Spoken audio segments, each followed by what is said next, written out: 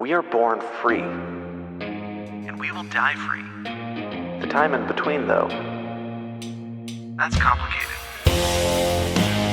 In that time, governments, institutions, and our egos will limit our ability to find true freedom in this life. These are real stories of real people overcoming the odds, persevering in justice, and unlocking their potential. Welcome to Finding Freedom. Here's your host, John Odermatt. Hey, everybody. Welcome back to another episode of Finding Freedom right here on the Lions of Liberty podcast. And excited for today's show, guys. Excited to bring you a solo show.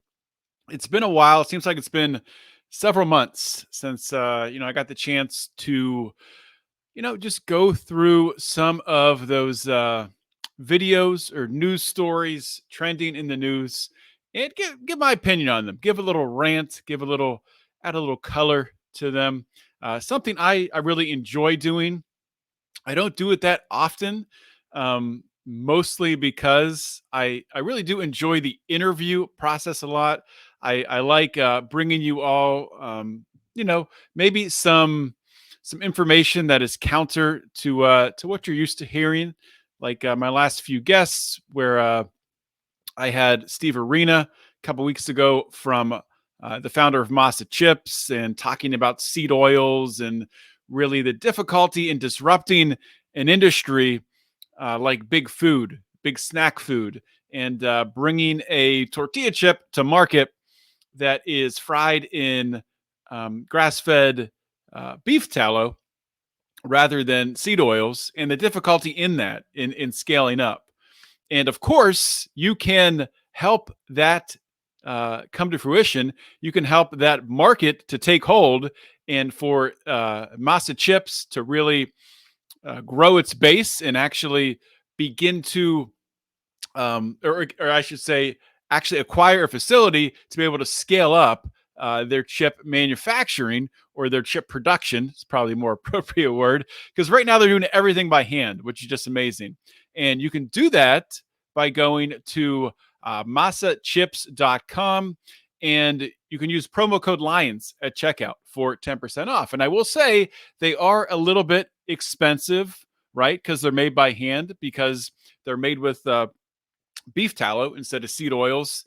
And the whole process is not obviously refined to the point as these manufacturing assembly lines of these major chip producers. So once they get to that point, the pricing will come down, as Steve talked about.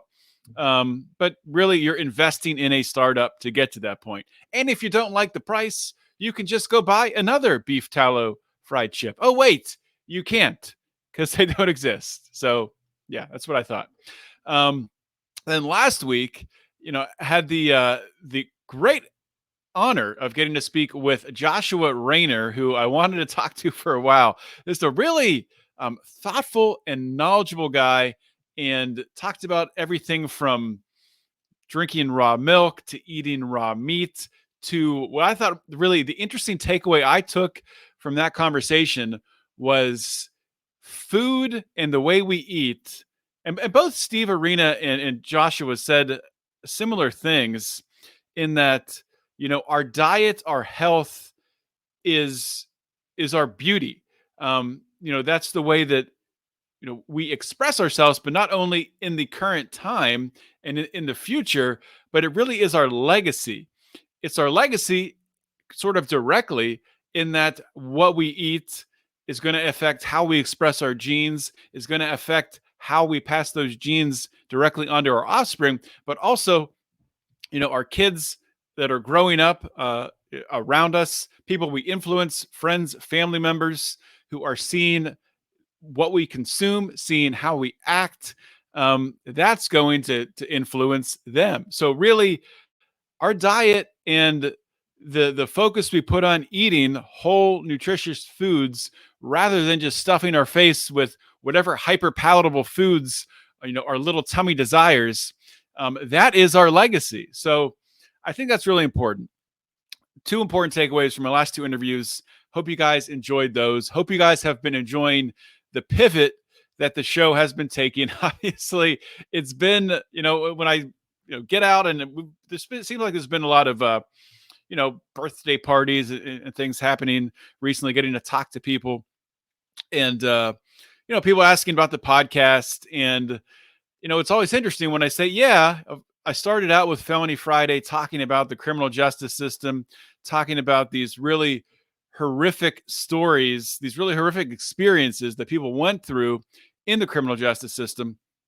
But yeah, now I've pivoted and I'm interviewing people talking about their health, talking about entrepreneurship, talking about faith, talking about things that they are doing in the moment to make their life better and their life better for their family. And, the more I've thought about this is there's actually quite a bit of overlap between those Felony Friday stories, those difficulties of people who, depending how you look at it, most of them really did nothing wrong in that they didn't harm an individual. Sure, they might have sold a drug that an individual willingly consented to buy off them and they took it. I don't think that selling drugs like that is an honorable profession. It's not something that I would want anyone to do. But that in itself, they're not directly. It's not a violent act against someone else. But the struggle they went through in their years or decades, even in prison, I think there's a lot of parallels between what I've learned in these last couple years. The struggle of, making changes to our own health or making changes through business in the marketplace.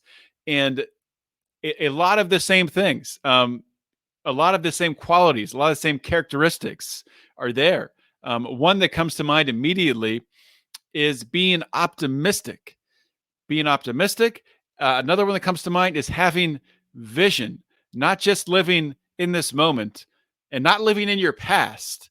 Maybe that's even one that really sticks out the most, between the commonality between the two, not living in the past, but looking towards the future. So I want to continue to really pull that out of my guests as we, as we can continue this journey forward on finding freedom. So looking forward to that. Okay, for today's show, what do I have today? Well, I do want to say one more thing before I get into talking about today's topics. So you've probably noticed, if you're in the Lions of Liberty Pride, that the last two episodes, I did a bonus show with my guests. So every guest that I interview, as long as they are willing to, which I think they all will be, because they all love you Pride members as much as we do, I will be doing about 15 to 20 minutes of bonus content with every guest. Really digging deeper into the questions that we talk about on the show. So I want to encourage you out there who've been listening to the show for a while and want to come along on this ride and get these access to these deeper dives. And you can also get access to ones I've done with Steve Arena and Joshua Rayner. Join the Lions of Liberty Pride. Just go to patreon.com/Lions of Liberty. Go to lionsofliberty.locals.com. And it's really easy to set up the Lions of Liberty bonus feed, especially using Patreon. RSS feed in your player, whatever podcast app you use, you can get delivered right there, right next to Lions of Liberty. You can also get, Brian's rants that he does, almost every morning, almost every weekday morning.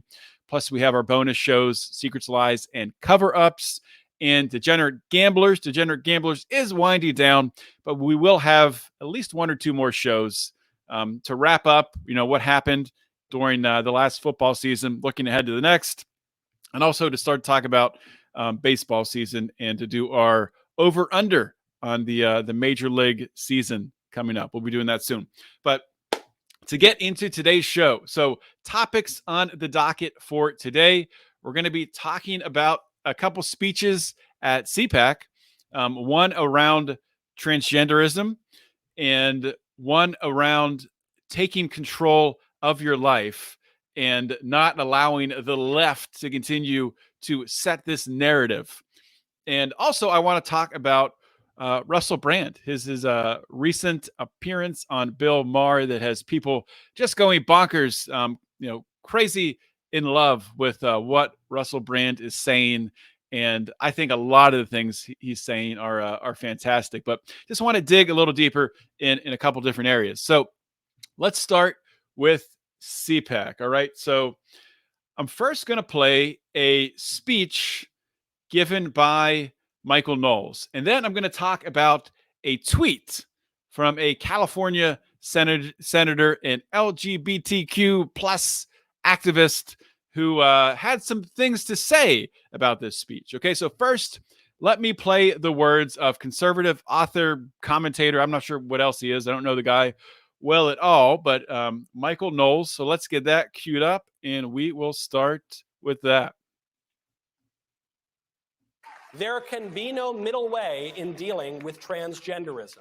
It is all or nothing. If transgenderism is true, if men really can become women, then it's true for everybody of all ages. If transgenderism is false, as it is, if men really can't become women, as they cannot, then it's false for everybody too. And if it's false, then we should not indulge it, especially since that indulgence requires taking away the rights and customs of so many people.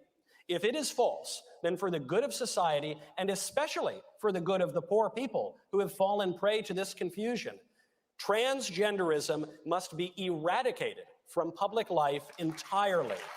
The whole preposterous ideology at every level. There can be no... Okay. So that's from Michael Knowles. And so that was a speech at CPAC, or a part of it, right? And so a tweet was sent out just with this snip by Senator Scott Wiener, or Weiner, I don't know.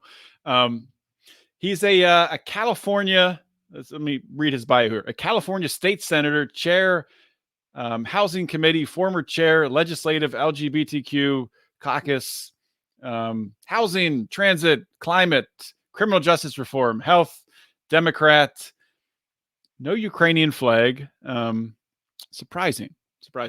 But here's what state senator, California state senator Scott Wiener said in response to this speech, taking a clip of it.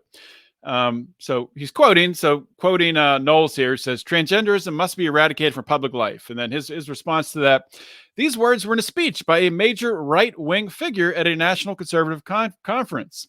It is a straight up call for genocide. That's what this fight is about. They want us gone. I don't know if you all listened to what I just listened to, but there was not a call for genocide within that. I do not think so. He said he wanted to eradicate transgenderism from public life, from public schools, from public institutions. That's not a call to eradicate transgenders from the world. It's just not accurate. And his tweet is getting ratioed like something you wouldn't even believe. It's quite remarkable. Don't get me wrong. I don't really agree with the way that Knowles is phrasing this. I think he could have gone about this. And obviously, I didn't listen to his whole speech, so maybe he did say things like this, but he could have gone about it in a different way. I think the areas that are most important to talk about with this transgenderism ideology is around the indoctrination of young children about this ideology. The forcing, this pushing of this curriculum, that is, I do agree with Knowles that it is a lie. A boy cannot become a girl, and a girl cannot become a boy. That's the sex that you're born with.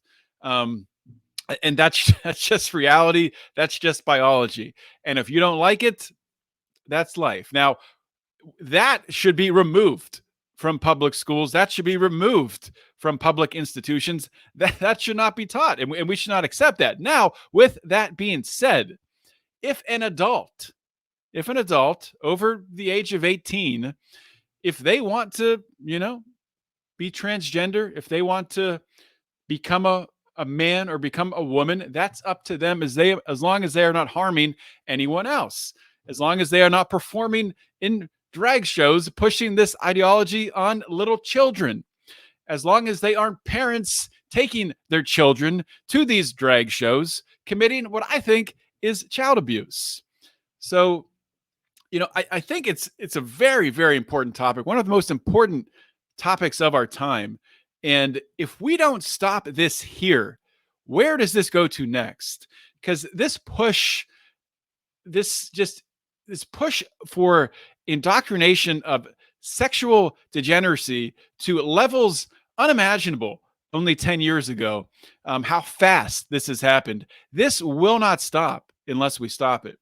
And this ties in with the next clip that I'm going to play, which comes from a guy by the name of, I've never heard of him. His name is Witt. Sounds like a made up name, but he actually has some good things to say that I agree with. This was also at CPAC. So let's play this clip. Witt.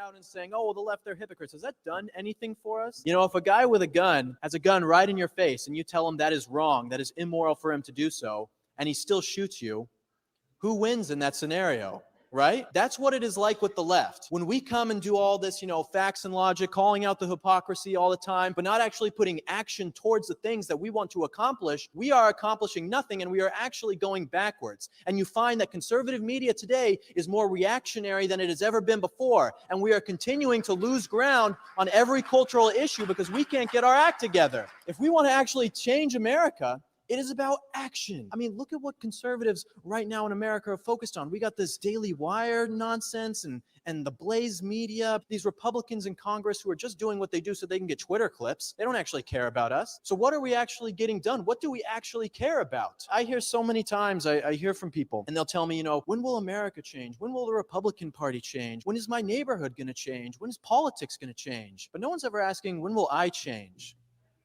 When am I going to actually do something to get myself out of despondency, to do something brave and admirable and courageous to fix myself? Because that's the hard question. It's very easy to look at Joe Biden stumbling around on TV and say, well, our country sucks because of him. No, I think we all need to look in the mirror and look on our social media and everything we're doing and say, hey, maybe this country is going downhill somewhat because of us, and that we need to take some responsibility for what has happened. Right coming out and saying, oh, well, the left, they're hypocrites. Has that done anything for us? Bravo. Excuse my fumbling there with the audio, trying to turn the video off. If you've watched our meme show on Fridays, Meme Wars, then you'll understand that I have trouble clicking back and forth between sharing screens. But man, that is the end of Witt's little clip there. When will I change? When will we change as individuals and stop pointing our fingers at politicians saying they've ruined this country. They've done this. They've done that. Who is they? They is us. That should be a t-shirt. They is us. I mean, it's your neighbor. It's you. It's your family. It's your friends. You are the government. These are the people who make up these institutions. And sure, it is the most psychotic and sociopathic that push forward to get into those roles, but we have validated them. We have sat back. Many of us have voted for them. Many of us have, contributed politically. I'm not saying, myself directly or people listening to the show, but people in society. And even if you haven't, even if you say, well, I've washed my hands with that. I've been a libertarian for 20 years and I just disavow the duopoly because I just can't what they're doing is just terrible, and the duopoly, it's their fault. If we could just get a third party in there to shake up, that's my libertarian voice, to like, if we could just get a third party in there to shake up and it would just make things better, And this kind of ties into the next clip I'm going to play in a minute here with Russell Brand, he talks about at the end, we need new leaders. I don't think we need new leaders in politics. New leaders in politics will happen organically if we get new leaders in everyday life, if we get leaders in families stepping up, if we get leaders in communities and school boards stepping up. Libertarians are, and I get so sick of this. Libertarians, if you ever have a conversation with a libertarian about education, about public education, they'll come back and say, well, you got to pull your kids out of public school. It's just stupid to have your kids in public school. Sure, that's your opinion. And if you want to get your kids out of public school, that's great for you. If that works best for your family, if that's what you want to do, that's awesome. And I am honestly, legitimately very happy for you that you are doing that and you feel that you are doing what is best for your kids. The other issue is, though, everyone else's kids who are going to be living in this same society. And it's doing nothing to stop the trajectory of this society that we live in, of this world. It's doing nothing to stop the advancement of the left in winning the culture war, where they've went from winning to the culture war to just driving around now shooting survivors who are speaking out against it.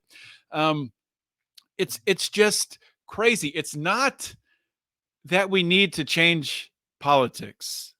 We do need to change politics. But the way we do that is by taking ownership of our own actions. And, I am guilty of this as anyone else. So, I'm not casting stones at you without also looking back at my own actions. I fall short, in what I post on social media. I fall short. I don't know why this screen just started playing. I fall short in many, many different aspects of my life. And, you're not always going to, be on the money. You're not always going to be right. You're not always going to have the perfect message. But are we packaging a message in a way that it aligns with our actions? Are we leading others in a way that we are making decisions that show them a path forward, that show those around us who might not agree with us 100%, but show them that it's possible to make changes in this crazy world that we live in? I mean, things are not going to get easier over the next 2, 5, 10, 20 years. Things are going to get really complicated with artificial intelligence, with, the changes I've seen even in the past 5 years with social media's impacts on this world, and the phone that we have in our hand that we're all addicted to, the impact of that phone, not only on the world as a whole from an advertising standpoint, from listening to every conversation you have standpoint to be able to market to you directly, but from a personal standpoint, from a personal relationship standpoint, the phone affecting relationship, affecting the way we raise our kids, affecting the way we have relationship with our spouses. And I have trouble with it. I have trouble, putting the phone down sometimes and getting caught up with scrolling Twitter, scrolling Facebook, whatever. We have to be cognizant of that. It's these little things add up to a lot. And this is quite a grandiose ramble that I'm on here. But the bottom line, to wrap this up, and this is a journey that I've been on for the past few years, along with many others in this liberty and freedom community, as we've come to realize, I think more and more are realizing this by the day, that we're not going to change this world with protests, with marches, with, writing really flowery opinion pieces. We're going to change this world with our own actions. And maybe more importantly, with our creations is how we're going to change this world. Criticize through creating. That's something I've said a couple times on this show while interviewing my different guests. When I've recognized individuals, and I forget, one of my guests said that, and I wish I could remember who it was to give them credit. It wasn't me that came up with that, so don't give me credit. If you know who said it, please reach out to me because I would like to remember that. But criticize through creating. That should be the mantra of the liberty, of the freedom community. And that's going to be my mantra, honestly, going forward as I look to affect change in this world. Let's move on to the last clip that I want to play for you all. Probably most of you have seen this. It is Russell Brand along with MSNBC's John Heilemann, I don't know, on Bill Maher's show. And it's just it's an outstanding back and forth. So let's, just put the wrong one up there. So let's bring this up. And here we go. Russell Brand. And we are... John, I've not known you long, but I love you already. But I have to say that it's disingenuous to claim that the biases that are exhibited on Fox News are any different from the biases exhibited on MSNBC. It's difficult to suggest that these corporations operate as anything other than mouthpieces for their affiliate owners in BlackRock and Vanguard. And unless we start to embrace, and also, mate, like just spiritually, if I may use that word in your great country, Let me just pause that right there. I just want to zero in on the talking about BlackRock and Vanguard. And this is really, I think, an important area to focus as we become disruptors, as we look for ways to separate ourselves through different things we create, be it companies or institutions or whatever they may be. Pointing out and contrasting between the values of something like a BlackRock or a Vanguard, which is just a massive, massive corporation that controls pharmaceutical companies, controls media, controls housing, they have a strangling grip on everything. And when you're up against something like that, it can be, they control the government too. It can be incredibly intimidating, but it can be a tool to set your project, to set your business apart from it, that you are not a piece of it, that you are not beholden to the same values and ideology as they are. So, all right, let's continue. We have to take responsibility for our own perspectives. I've been on that MSNBC, mate. It was propagandist nutcrackery on there. I went on a show called Morning Joe. It was absurd the way they carried on. Good Morning Joe. Yes. Yeah, I don't know what it was. It wasn't morning. There was no one called Joe there. No one could concentrate. They didn't understand the basic tenets of journalism. No one was willing to stick up for genuine American heroes like Edward Snowden. No one was willing to talk about Julian Assange and what he's suffered trying to bring real journalism to the American people. And I think to sit within the castle of MSNBC throwing rocks at Fox News is ludicrous. Make MSNBC. Okay, well, he was going to say make MSNBC great again, but I had to cut that off there. So, bringing up Julian Assange, bringing up Edward Snowden. I mean, I like Russell Brand. I really do. And yes, thank you for bringing that up. I mean, of course, the whole thing with Edward Snowden and him disappearing to Russia. Is he really in Russia? I don't know if I believe that story. The whole thing seemed a little concocted, maybe like a psyop. I'm not sure. But the fact that, there is this certain narrative in this way that Edward Snowden is talked about and Julian Assange is talked about, and to highlight that, WikiLeaks is true journalism, just giving the pure information to journalists to run with. And I mean, one of the biggest failures of Donald Trump was not pardoning Julian Assange. And it would have been interesting to see if he pardoned Edward Snowden, what would have happened. But this is Russell Brand in his prime, and he's telling jokes. Everybody's laughing. The crowd's laughing. Bill Maher's laughing. But this bozo from MSNBC with a stick up his ass is barely reacting because all he's thinking about is this point he has in his head, which is going to make right now to Russell Brand. So we will hear what bozo from MSNBC has to say. MSNBC better. Make MSNBC great again. My friend, I would, the moment, Fight them on a territory you can win on, Joe. Russell, darling, the moment that you give me a specific example, an actual example. Okay, I'll give you one. Wait, just wait. Wait, Just Just we need a specific example. How about let me tell you what the specific I'd like to hear. I'd like to hear a specific example, a provable specific example of an MSNBC correspondent or anchor being on television saying something they knew was false and we're saying behind the scenes to people, I'm about to go out and we know that the election wasn't stolen or something equivalent. Example. But I will go out on television and say the opposite. I will lie. When's my answer?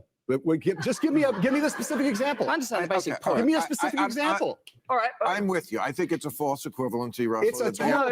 That's your own bias. It's not about bias. It's a false equivalency because you don't actually know anything about any of these organizations you're talking about. Even on MSNBC once, big fucking deal. My darling, it was more than enough. You can't come up with such a carry. You have a single actual fact. Do you want an example?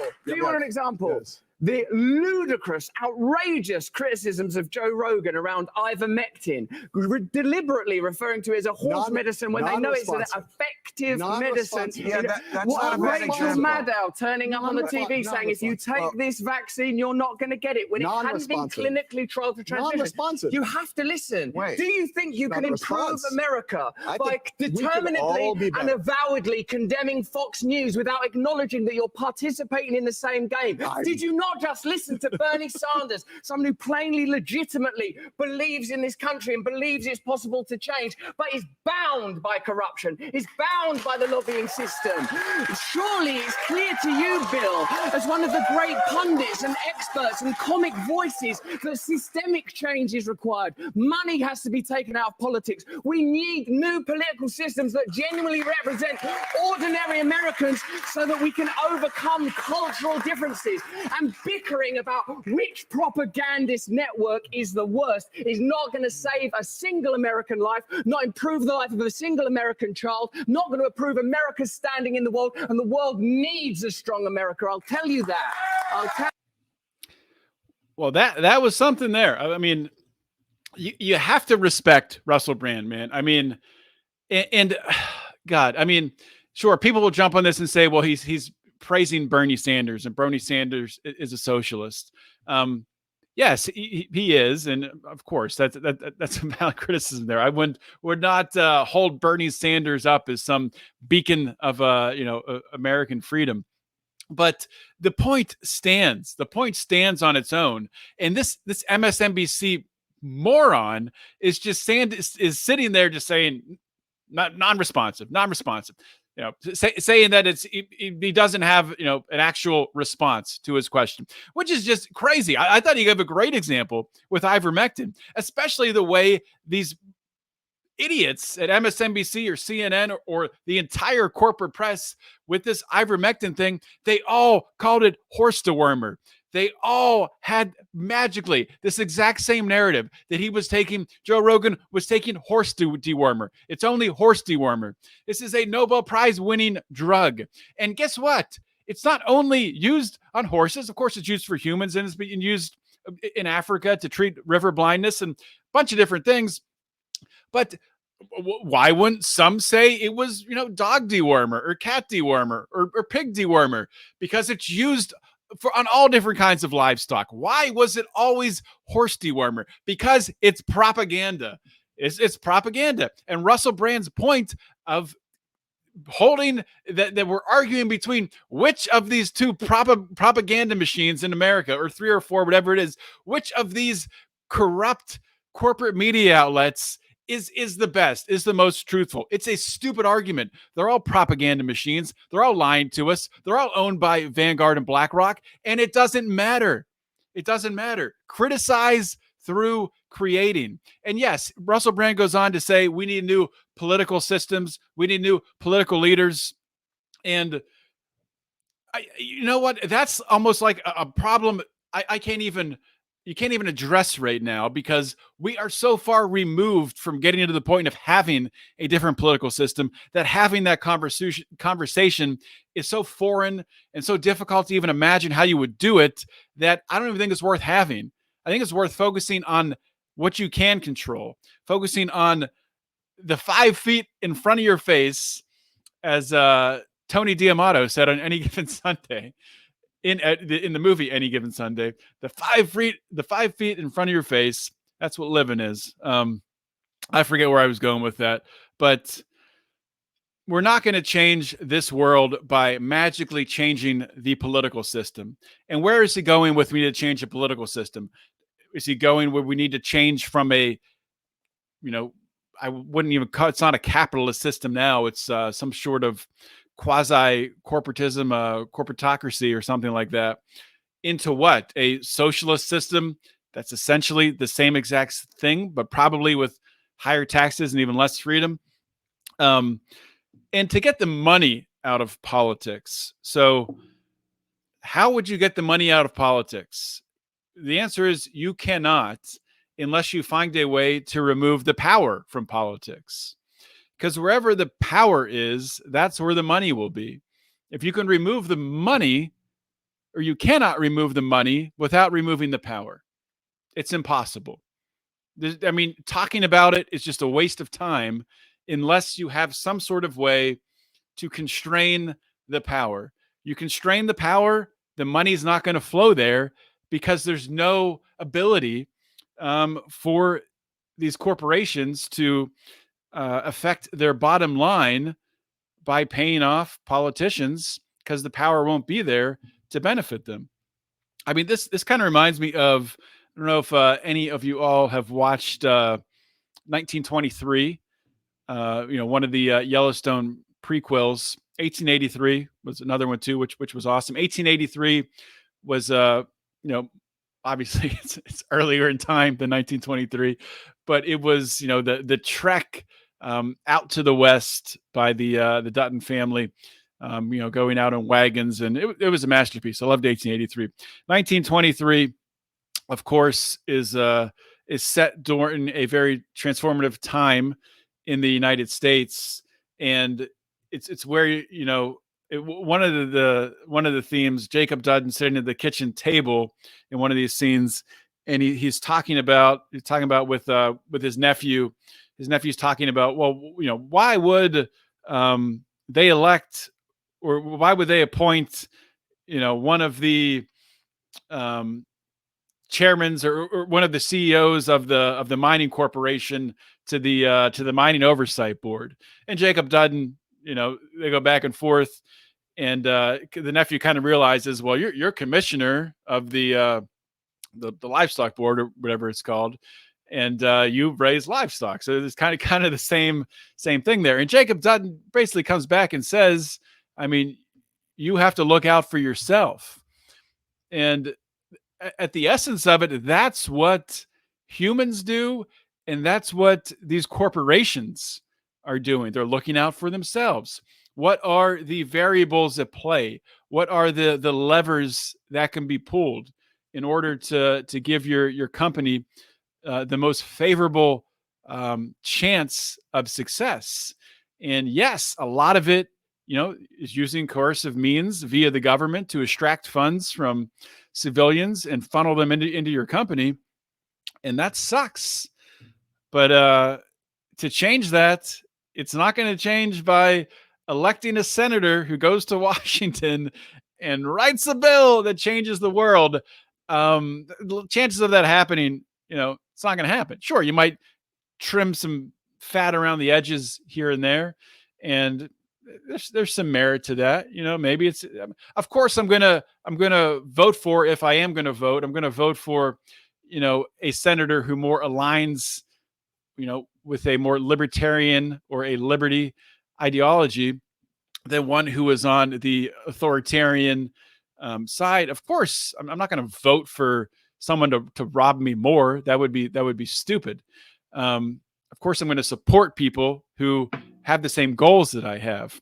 But what I'm saying, and I'm talking to people who would vote that same way, is that we need to stop just doing that and start expanding that into our lives, into our families, our communities, and start making changes by the way that we make decisions, by the way that we lead people. And it's not going to be easy. It's going to be uncomfortable. It's going to be tough. But that's the only way we're going to really make change here. We're not going to magically get a new political system that makes everything right. We're human beings. We're broken people. We make mistakes. The corrupt will find a way to get power. So worry about yourself. Worry about your family. Help others when you can. Get your family right.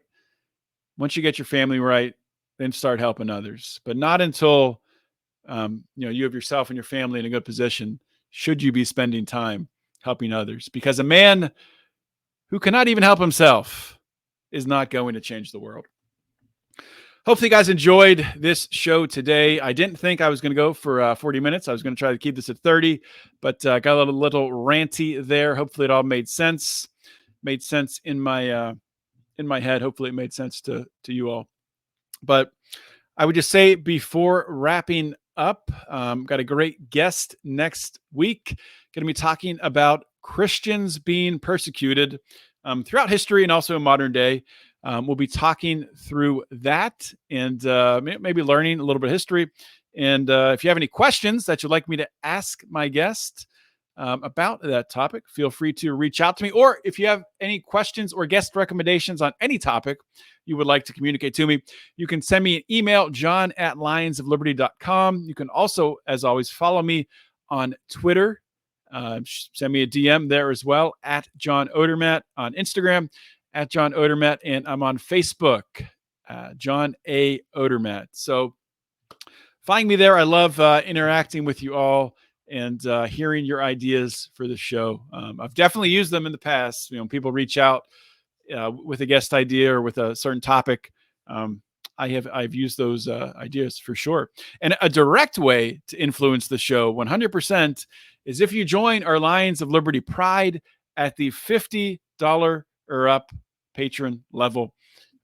You're going to get to impact one show every few months where you get to produce the show, essentially, where you'll give us an idea, you'll give us something you want us to read or watch, or a topic you want us to talk about, and that's what the show will be about. And so we've had a lot of shows like that. If you're a new listener, maybe you haven't heard them, but the longtime listeners, I'm sure, of course, remember those Nittany shows that we do.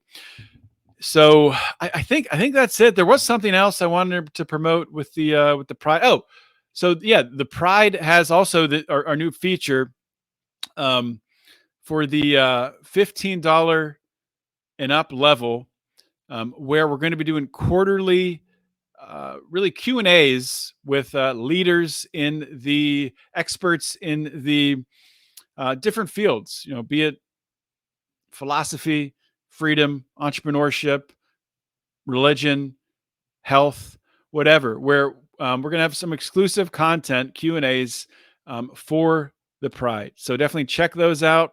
And we would love to have you in the Pride. Patreon.com/Lions of Liberty, lionsofliberty.locals.com. You can always check out our merchandise at the Lions of Liberty store. You can find that at lionsofliberty.store. And you can get our t-shirts and our mugs. Our Taxation is Death mug, very popular. Find that all there. lionsofliberty.store. So, wow, that was a fun episode. I will try to do a solo episode maybe once every 6 weeks because I do enjoy doing them. But I just kind of get into a groove with interviews. And I enjoy the interviews so much that I forget about the solo shows. But I'll try to do more. And I will talk to you all next week. Everyone have a great week, productive week. Think about some ways that you can start affecting change in your life. And have a great week. And always remember to keep your head up and the fires of liberty burning.